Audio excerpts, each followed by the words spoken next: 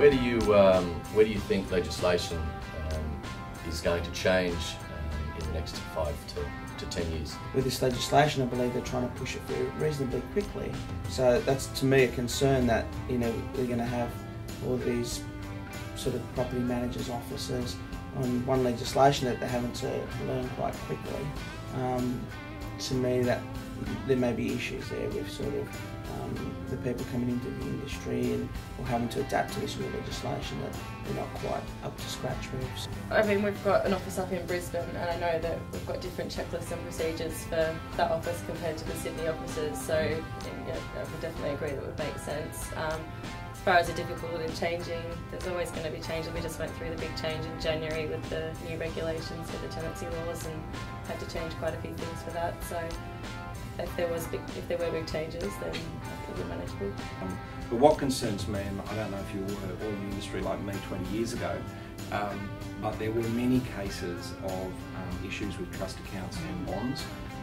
For the sake of client consumer protection, without wanting to sound like a Labor Party member, I do believe that there should be regulatory frameworks around real estate. Has the pendulum swung too far, for instance, in New South Wales? I would suggest yes, but there has to be a healthy balance. I definitely agree with that. How do you see technology, and technology is a very broad word, but how do you see technology potentially facilitating change and enabling your businesses to more effectively manage your relationships with clients and improve your services?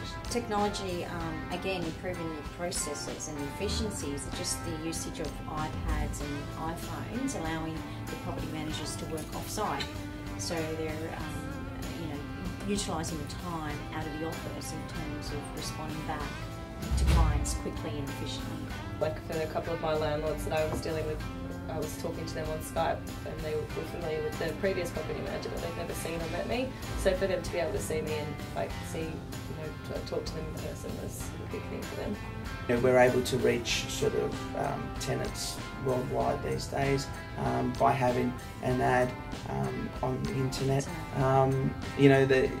Even the higher touch clients that used to come through our relocation companies and whatnot, they sort of bypass them as well these days.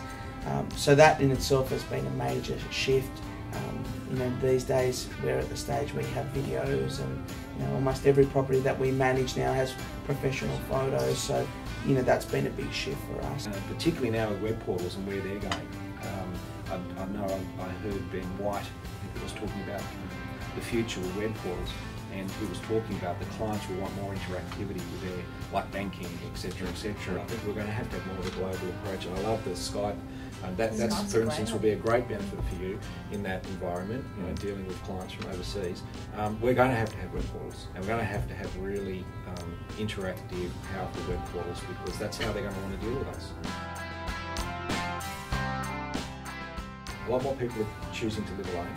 A lot more single parents. A lot more people are wanting to be closer to their workplace and the lifestyle. Sydney is, and it's not just Sydney, it's Brisbane and Melbourne too.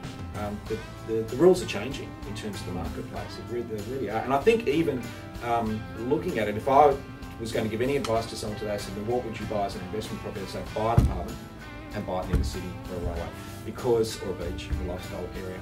I think the grand homes of Sydney, the suburban areas of Sydney, as rental areas, is going to diminish. As the baby boomers come into the mix as well, they're going to move out of those homes to move into apartments as well, or townhouses, because they don't want the high maintenance. We're going to have this horrendous demand for apartments, 1 bedroom, 2 bedroom, and 3 bedroom in 5Ks out of every CBD. It's going to be phenomenal. And it will change the way developers look at the marketplace as well, and it'll change the way investors look at the marketplace as well. Will the importance of the property management business change as a part of a real estate office in the future?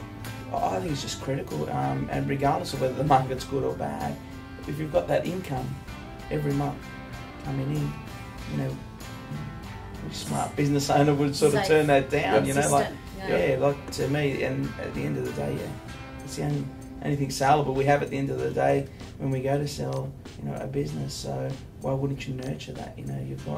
You're doing it. They're coming to you anyway. You might as well nurture it.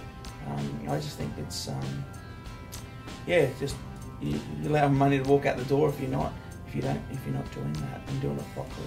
I think people are realising the benefit of having that sales and property management because it starts the cycle. So you sell someone a property as an investment and you look after it for them, and you sell it for them, you go on to the next investor. It's like it's a property management cycle. If you can keep that relationship alive and the communication between sales and property management, you can't not grow your business.